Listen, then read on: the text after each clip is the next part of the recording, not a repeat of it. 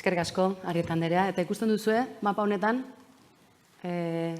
irudiak argi erakusten du, izan ere hizkuntzaz eta teknologiaz, hizkuntzaz eta berrikuntzaz, eta zen nolako garrantzia duen hizkuntzaren garapenak berak ekonomiaren eta berrikuntzaren eskutik, eta gaur, hainbat aditu, erakundetako ordezkariak, eta 17 hizkuntza protagonistak gaur eta bihar Donostiako kursalean. Kokapenarekin segituaz, Europar batasunaz ari gara, ikus dezakezuen bezalaxe, eleanitza den Europar batasuna. Garrantzitsua da zentzu horretan, datuz hornitza eta kokatza kongresu hau, eta horretarako, Ana Soleimenak du horretarako gaur ardura. Datorrela beraz, Goltzara, Europako batzordeko hezkuntza, gazteria, kirola eta kultura zuzendaritza orokorreko eleaniztasun arduraduna. Sole Anderea, zatoz, mesedez. Zurea da hitza, aurrera.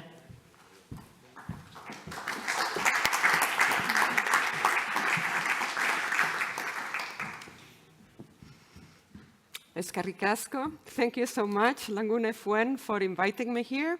Eskerrik asko, ni ona gonbidatzeagatik, gogorea da, bi egun hauek zuekin partekatzea, eta gure ideia trukea izatea hemen.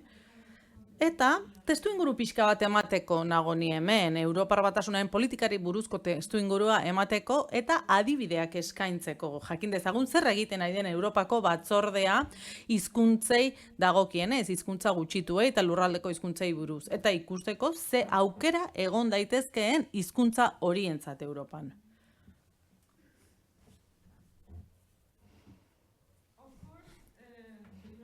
Noski, Europar batasuna herrialdeen batasun bat da, eta hizkuntza asko biltzen dira bertan. Beraz, hizkuntzak Europako DNA-aren zati dira. Eta eleaniztasunaren hainbat alderdi azpimarratu nahiko nituzkenik gaur hemen. Argi dago alde batetik, hizkuntzak gure nortasun, kultur nortasunaren zati direla, eta ezinbestekoak direla mugitzeko, lankidetzarako, eta elkar ulertzeko. Europar batasunaren barruan gure DNA-aren zati dira, esan bezala. Argi eta garbi eta gainera, hizkuntzen erabilera eta hezkuntza estatukideen eskumena dira. Eta ez batzordearena berez ezin diegu esan nola kudeatu behar dituzten hizkuntza horiek beren lurraldean, baina noski of member states when possibly. Programs for education and culture, because that is the department I am coming from. We are also from the Department of Research on multilingualism. And then we are solutions.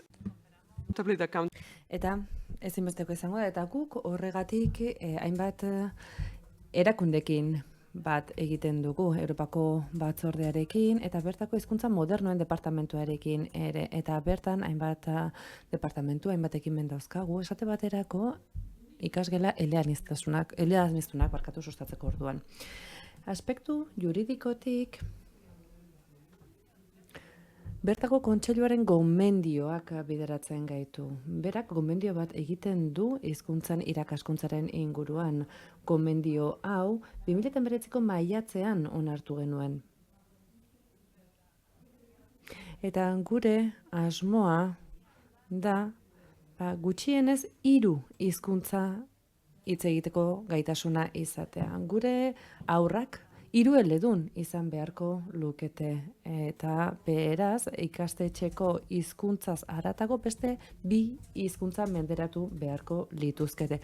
Horixe da guk geure buruari jarri diogun helburua, anbiziotsua, eta beraz 3 eletasun horretan maila handia eskatzen dugu, eta horrez gain badago beste aspektu bat ere, eta gure konbendio horretan agertzen den aspektu hori da hizkuntzaren aitortza bera. Eta garrantzitsua da ulertzea zenbaterainoko garrantzia duten hizkuntzek. Hau da, hizkuntza guztiek garrantzia bera dutela ulertu behar dela, balioan jarri behar dira, eta aitortu egin behar da hizkuntza guztien balio hori.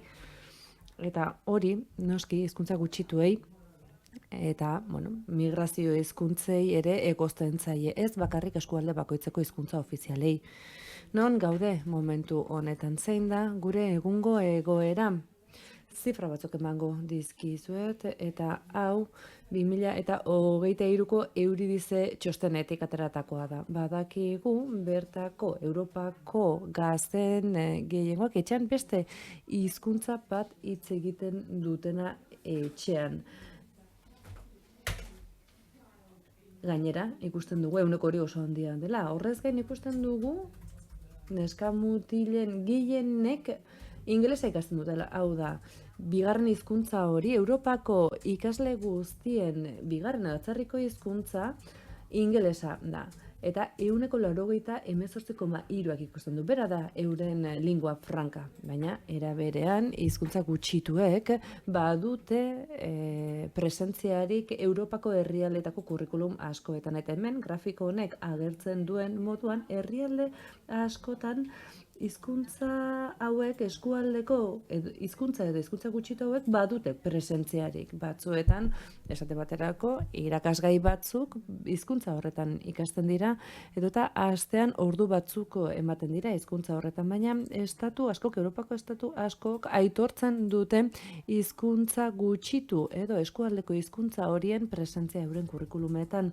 Aurten, inkesta bat egin genuen, Eurobarometroa aplikatu genuen, eta inkesta edo galdetegi honetan, Europarri galdetu genien zer uste zuten hizkuntzen arabera. Datu asko dauzkatzuekin partekatzeko, tamalez ez daukata astirik, baina titular batzuk emateko abagune hartu nahi nuke.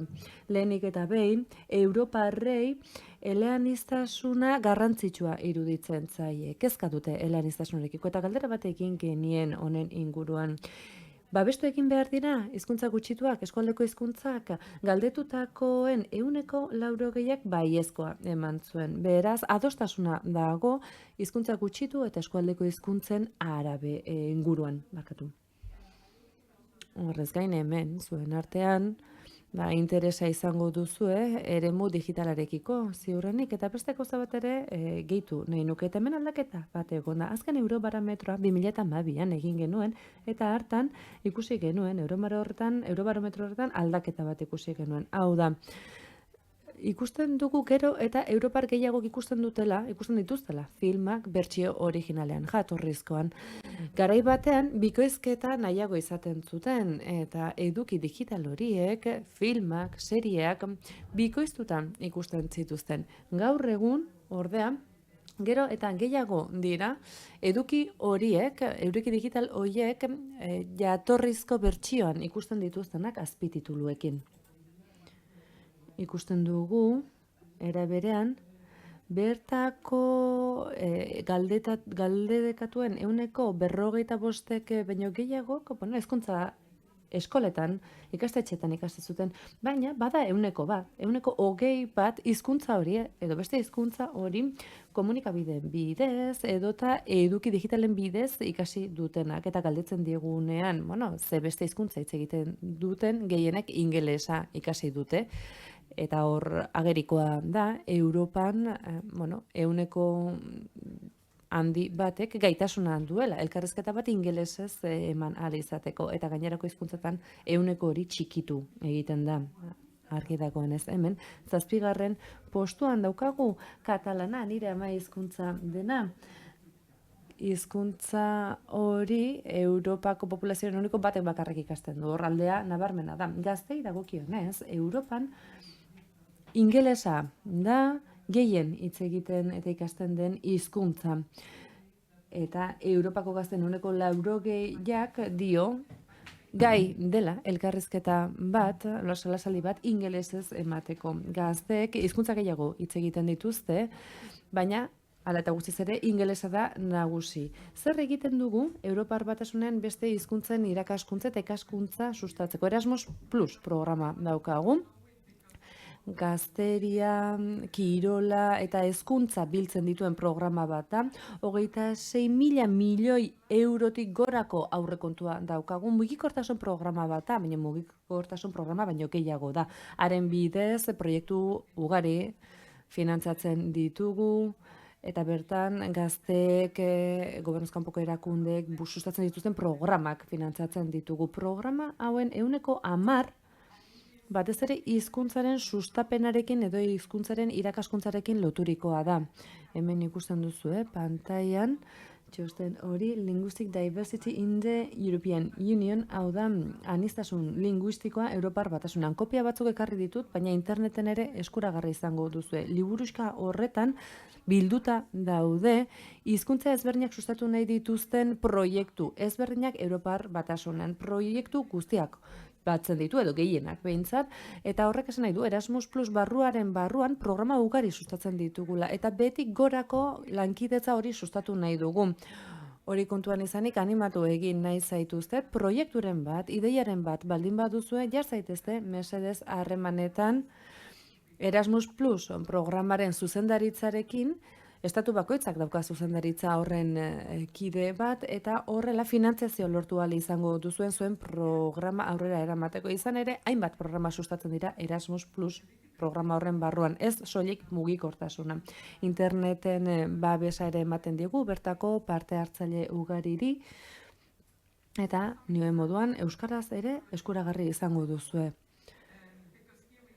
Zein gisatako proiektuak sustatzen ditugu honen bidez, hemen komunitate digitaleko hainbat ordezkari eta kide zaudete, eta proiektu asko daude lotuta aplikazioak sortzearekin. Aplikazioak sortu nahi dira ikasleentzat eta herritarrentzat. Eta proiektu digital ugari ere finantzatu ditzakegu Erasmus Plus programaren barruan, eta hori jakitea garrantzitsua da. Horrez gain, Europako zigilua daukagu, hizkuntzen zigilu bat daukagu Europan, eta 2 urtean behin gure lehentasunak aldatzen ditugu. Eta sari hau ematerakoan, lehentasun horiek aldatzen ditugunean, momentu honetan esate baterako gure lehentasunetako bat da hizkuntza gutxituak sustatzearena. Hori lehentasuna da, Europar batzordean, eta 2 urtez lehentasun izango da. Beraz, eremu honetako proiekturik eskura baldin baduzu interesgarri izan daiteke, eta finantziazio zati handi bat jaso dezakezue, eta baita hizkuntzen Europako zigilua bera ere. Ikerketa proiektuak ere sustatzen ditugu, Horizon Europe daukagu horretarako, eta besteak beste Rise Up izeneko proiektu bat daukagu. Eta bertan hizkuntzen bizi berritzea sustatzen da, eta baita hizkuntza eta kultura aniztasuna ere. Eta datozen hilabeteetan hainbat proiektu abiaraziko ditugu. Proiektu horietako askok bertako hizkuntza ondarea eta kultura ondarea sustatu nahi dute. Hau da, hainbat ikerketa proiektu dauzkagu momentu honetan martxan eta abiaraziko direnak. Eta proiektu hauek hizkuntzak babestu nahi dituzte Europan. Eremu digitalak, mundu digitalak dena aldatzen du gaur egun. Eta hori kontuan izanik, Europar Batasunan programa bat bideratu dugu bereziki eremu digitalara. Hamarkada digitalan jarri diogu izena, programa horri. Ni neu ez nago proiektu horretan implikatuta, baina nazio anitzeko hainbat proiektu sustatzen ditu. 50.000 milioiko diru zorra daukagu horretarako, eta Europako hainbat partzuergorekin lan egiten dugu. Ez daukat denbora askorik, baina daukadan tarte honetan Europar Batzuergo baten berri eman nahi nizueke. EDIC du izena. EDIC programa honetan, hamarkada digitaleko programa honetan sortu zen, eta Europa mailako ekosistema bat sustatu nahi da, bertan datuak eta teknologiak biltzeko. Datorren urtean, 2025an abiaraziko da proiektu hau, eta bertako estatu ezberdinak koordinatzen dute. Frantzia da lider kasu honetan, baina beste hainbat herrialek ere parte hartzen dute bertan. 150ko finantziazioa daukagu, hau da 150 bertako estatuek finantzatzen dute, eta beste 150 Europar Batasunak berak. Ikertu ezazu, sarean eta jarrai ezazue adi edik partzuergo hau, aliantza hau. Izan ere, aukera ugari egon daitezke zuen elkarteentzako.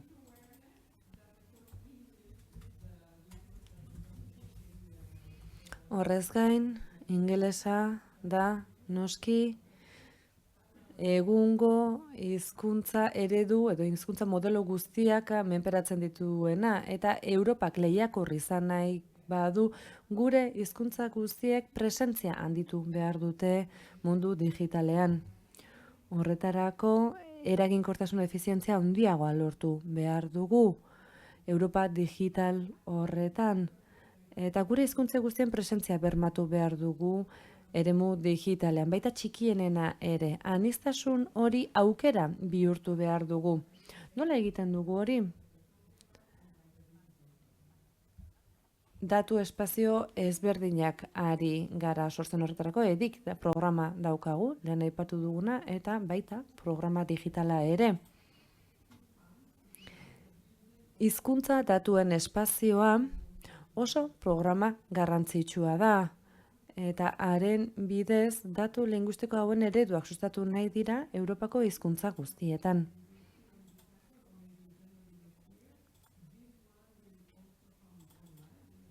Arretaz jarraitu beharreko ekimena da hau, eta informazio guztia eskuragarri jarriko da internet bidez. Beraz, jarrai ezazue programa hau, eskerrik asko, eta orain zuen aurkezpenak entzuteko gogotsu geratzen ez, eskerrik asko.